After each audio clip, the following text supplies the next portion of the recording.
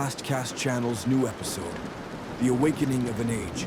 Time never stops, but sometimes an age goes silent. And then, one morning, an awakening tears through the silence. That was the birth of the Renaissance. In the mid-15th century, Europe was slowly emerging from a long, dark slumber. After centuries under the shadow of scholastic thought, the human mind was preparing to break its chains.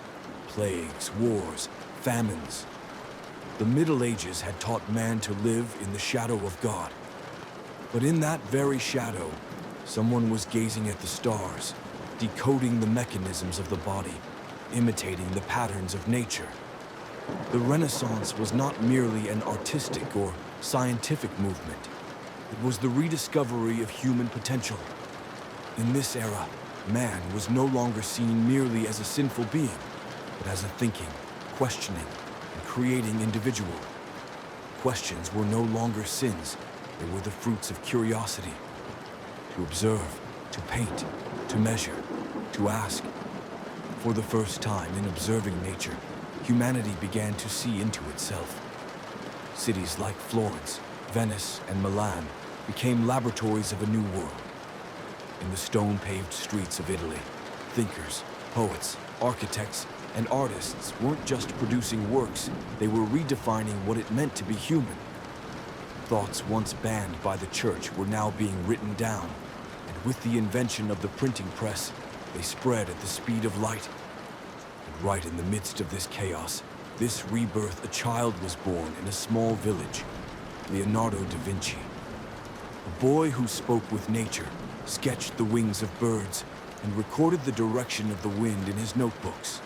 He had no formal education, yet his power of observation was a university in itself. He wasn't merely a product of the Renaissance. He was the Renaissance. The era Leonardo was born into was one of transition, a bridge between the rigid dogmas of the Middle Ages and the questioning, experimental spirit of the modern world. While knowledge had long been locked away within sacred walls, he proved that it could be found in the streets, in the sky, and in the human body. The awakening of the Renaissance echoed across Europe like the sound of a bell. It wasn't just the sound of new paintings, books, or discoveries. It was the footsteps of freedom, thought, and individual worth. Man was once again at the center of everything. In this age, the dreams of a single person had the power to change the destiny of an entire civilization. And perhaps that is why the Renaissance is not just a period confined to the past. It is a spirit that is reborn in every curious mind. The birth of the Renaissance. From darkness to light, history is not written solely by wars, but by ideas. And sometimes, a single idea burns like a candle, illuminating centuries of darkness on its own. That is how the Renaissance began, with the lighting of such a candle. The Middle Ages. A long, dark slumber for Europe. For nearly 1,000 years, religious authority had closed or restricted every path to knowledge. People were taught to believe rather than to think, to obey rather than to question. The church spoke on behalf of God, and the world revolved around it both figuratively and literally. Knowledge was sacred, yes, but dangerous. It was not meant for everyone. But no darkness lasts forever. By the 14th century, this stagnant order began to tremble, especially in northern Italy, where major trade routes intersected. A new social class began to emerge. Wealthy merchants and bankers. These people invested not only in wealth, but also in knowledge and art. They understood that true power didn't lie solely in money, but in ideas. Something was changing in Florence, Venice, and Milan. People were no longer concerned only with the divine. They began turning inward, toward the human being itself. Texts from ancient Greece and Rome were being retranslated and studied once again. Forgotten knowledge buried in archives came to light. Artists stopped glorifying God in stone and began glorifying the human form. Scientists studied the stars and natural phenomena, even if it contradicted the teachings of the Church. They sought truth in nature. The first sparks of the Renaissance were lit by this intellectual awakening. The Church's absolute authority was being questioned. Knowledge was no longer under lock and key. It would be another 2 centuries before anyone would say, "I think, therefore I am." But the foundation of that idea was laid here. One of the greatest revolutions of the time was the invention of the printing press by Gutenberg in 1450. Knowledge would no longer be locked away in monasteries. It became a power accessible to the people. Books were published without fear of excommunication, and ideas spread across Europe like wildfire. Art became one of the most brilliant reflections of this transformation. In painting, sculpture, and architecture, techniques like perspective, proportion, and natural observation advanced rapidly. The aesthetic sense was evolving. In the Middle Ages, paintings were filled with golden backgrounds and motionless figures. In the Renaissance, there was depth, movement, emotion, and humanity. Art was no longer made only to glorify God, but to understand man. Artists like Leonardo da Vinci, Michelangelo, Raphael, and Botticelli were not just creators. They were also philosophers, engineers, anatomists, and thinkers. They didn't represent a single field, but rather the multidimensional human being. This is why the Renaissance person was not just educated, but curious and ever-seeking. Because the true essence of the Renaissance was to place the human being at the center. The birth of this age was also a battle against darkness. To think required courage. Every idea was seen as a threat. Clashes with the Church were common, but every prohibition gave birth to a new act of resistance. Every question opened a door to a new answer. The Renaissance was not an explosion. It was a gradually rising dawn. And that light didn't just change Europe. It changed the course of all human history. The foundations of the modern scientific method, our contemporary understanding of art, and the very concept of the free individual were all laid during this time. Renaissance was not about imitating the past, but about understanding it and reinventing it. Leonardo, the map of a mind. Some people are born, they live, and they die. But some draw the map of an entire era. Leonardo da Vinci was not just a man, he was the mind of an age. In the midst of the Renaissance, in 1452, a child was born out of wedlock in the small town of Vinci, in the Tuscan region. His name was Leonardo. He had no surname. He wasn't wealthy. He didn't attend school. According to the rules of the time, his social status was fixed, and his future was limited. But the only real limit Leonardo faced was not the age he lived in. It was how far his mind could go. Leonardo da Vinci was one of the most versatile and curious minds in human history. To define him as just a painter, or just an inventor, or just a scientist would be impossible. Because Leonardo wasn't a title, he was a way of thinking, approaching everything with curiosity, observing everything, and never accepting anything at face value. For Leonardo, the world was a laboratory. When trying to understand the structure of a bird's wing, he didn't just draw it, he tried to understand how it could fly. When studying the human body, he wasn't content with its proportions. He wanted to understand how the internal organs function. Machines that seemed prophetic, from helicopters to diving suits, came to life in his notebooks, where imagination and science blended together. In his time, it was enough to imitate nature. But Leonardo wanted to understand it. To him, art and science were not separate disciplines. A drawing could only be accurate if it was informed by anatomy, physics, light, and motion. That's why he lived at the intersection of art and science, in a place where the limits of the human mind were constantly being pushed. In art, there was no mastery, only a search. Leonardo's paintings were not just technical works, they carried a deep philosophical perspective. The Last Supper was not simply a religious scene, it was a psychological narrative. Every face reflected a different emotion, a doubt, a silent inner conflict. Mona Lisa may well be the most debated artwork in history. That mysterious smile was not just a portrait of a woman, it was a portrait of the human soul. But Leonardo's life was not defined solely by completed works. On the contrary, many of his projects remained unfinished. Because for him, it was not the result, but the process of exploration that truly mattered. He was in love not with the destination, but with the journey. The notebooks, archives of a mind. Perhaps Leonardo's greatest legacy is not his paintings, but the thousands of pages of notebooks he left behind. In them are engineering sketches, calculations of water flow, anatomical studies, and observations of nature covering hundreds of different topics. He wrote in reverse script, perhaps because he was left-handed, or maybe to protect his ideas. His notebooks are filled with scribbles because his mind never rested. Everything, to him, was a potential question.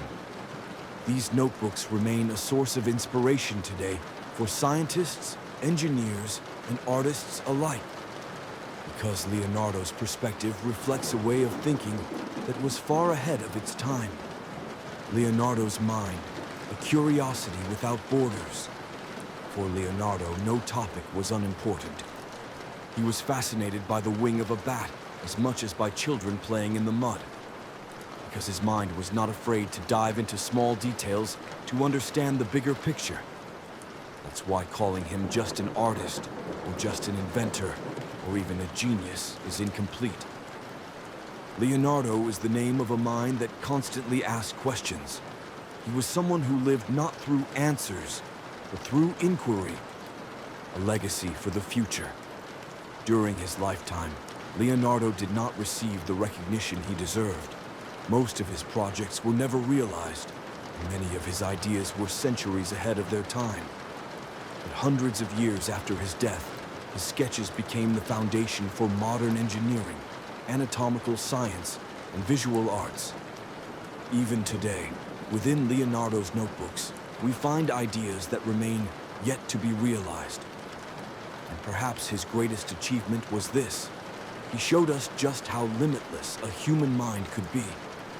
Traces of an era, a doorway to the future. Some eras come and go, others remain, even after they've passed. Because every trace is a doorway to the future.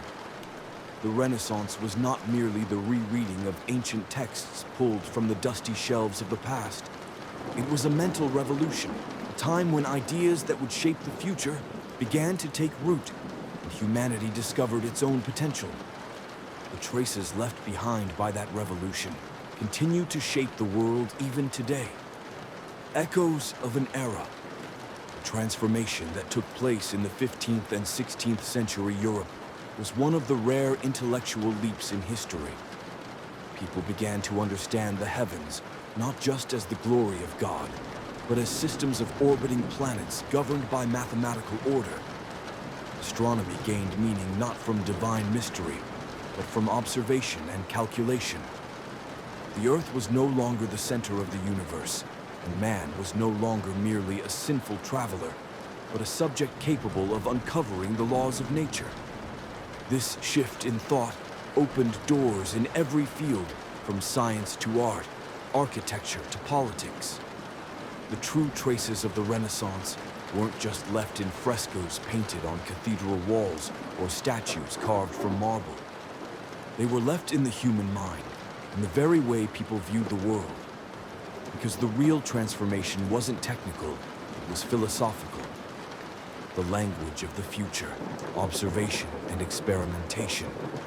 That moment when Galileo turned his telescope toward the stars was written not just into the history of science, but into humanity's growing courage to challenge its own limits. Similarly, Leonardo da Vinci's sketches and notes, crafted while studying nature, were far ahead of their time. These individuals spoke beyond their own centuries. Today, terms like observation, experimentation, and inquiry form the foundation of the scientific method. But the seeds of those ideas were planted during the Renaissance and bore fruit centuries later. Modern inventions, microscopes, space telescopes, artificial intelligence, and medical imaging can all trace their roots to a single spark ignited in that era. Humanity at the center of knowledge. One of the Renaissance's greatest legacies was the recentering of the human being. But not the perfect human, rather, a curious one. A human who makes mistakes, learns, and evolves. This mindset laid the foundation for today's values of individual thought, creative expression, and scientific progress. Michelangelo's depiction of God and Adam in the Sistine Chapel, where only the faintest gap separates their fingertips, is perhaps the most powerful symbol of this shift. A human no longer distant from the divine, but ready to begin his own journey. That is why the Renaissance was not an ending, it was a beginning. Like a phoenix rising from the ashes of the past, it launched a revolution in thought whose traces are still visible in modern science, art, education, and technology. Traces beyond time. The traces of that era don't belong only to the people of its time. They are tied to universal questions. How does the universe work? What is the nature of the human body and soul? How is knowledge obtained? What does beauty look like? These questions remain just as relevant today. Because the Renaissance wasn't about a finished body of knowledge. It was about an endless quest. And as long as humanity exists, that quest will continue. A scientist building artificial intelligence, an engineer dreaming of colonizing Mars, a geneticist deciphering the secrets of DNA, they all pass through the same doorway.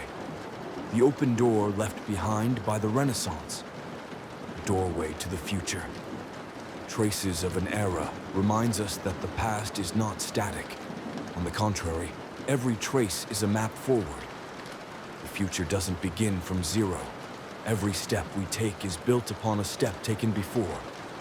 And many of those first steps were taken by Leonardo's observations, Michelangelo's brush, Galileo's telescope.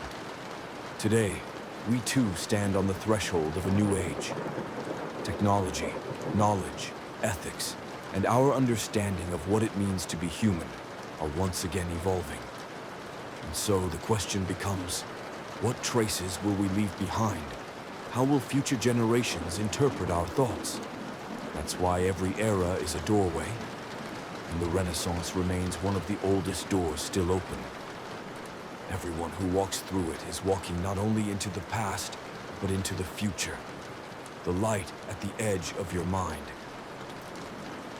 Every revolution begins with an idea. Every idea burns like a light, and sometimes that light illuminates a mind walking alone through the darkness. The Renaissance. It was not merely an era, it was an awakening. A whisper of thought that pierced the silence of its time. First in books, then in workshops, in the streets, at the ends of telescopes, in the colors of canvases. And in the end, it found its home within the human mind. In that age, people realized something. Knowledge was not sacred, it was to be shared. Art should not only portray God, but humanity itself. Nature was not to be feared, but to be understood. And the human being was capable of asking endless questions. Minds like Leonardo da Vinci's were reflections of this new understanding.